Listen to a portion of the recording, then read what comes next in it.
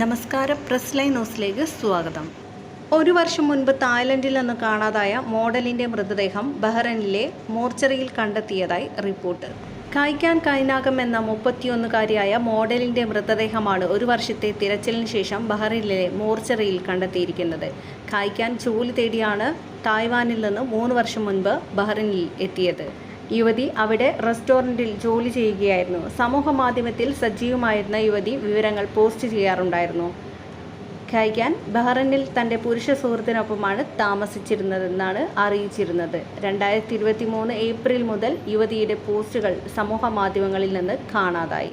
ശേഷം ഫോണിലും ബന്ധപ്പെടാൻ കഴിയാതെ വന്നതോടെ യുവതിയുടെ കുടുംബം തായ് എംബസിയുടെ സഹായം തേടുകയും തുടർന്ന് നടത്തിയ തിരച്ചിലിനൊടുവിൽ സൽമാനിയ മെഡിക്കൽ കോംപ്ലക്സിലെ മോർച്ചറിയിൽ ഒരു ഏഷ്യൻ യുവതിയുടെ മൃതദേഹം സൂക്ഷിച്ചിരിക്കുന്നതായി ഏപ്രിൽ മാസത്തിൽ അധികൃതർ കുടുംബത്തെ അറിയിക്കുകയായിരുന്നു.